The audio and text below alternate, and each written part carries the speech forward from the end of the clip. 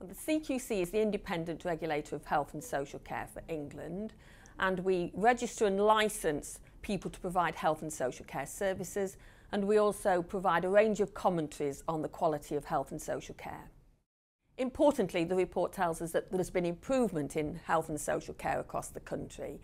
There's been a decrease in waiting times for people who are waiting for NHS care. There's been a decrease in the number of healthcare associated infections. There's been a greater use of services to prevent people going into hospital, services across health and social care. And similarly, there's been an increase in services that lead to faster discharge of older people from hospital, which again are about health and social care working together.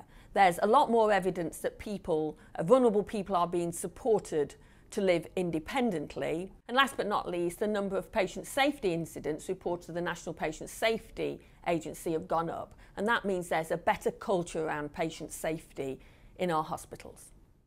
The report makes comments about joined-up care because clearly it's very important that health and social care work together to provide appropriate services for older people, people with long-term mental health problems, or other people living with chronic disease in the community.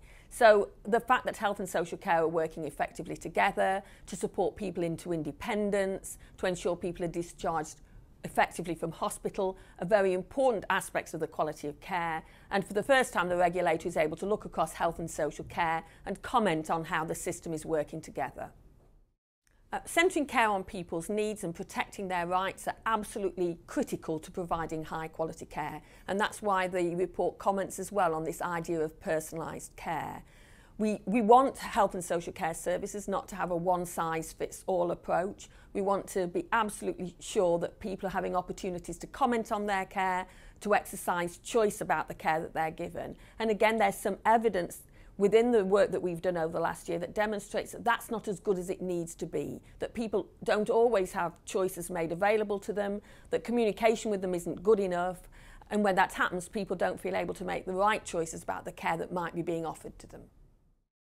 Major improvements have been made in the quality of health and social care, both in 2009 and in the years leading up to 2009. It does concern us that there is a minority of providers who still aren't providing essential standards of quality and safety in the care that they give to patients and people who use services. Over the course of the next 12 months, the Care Quality Commission will be introducing a new registration system for the whole of health and social care.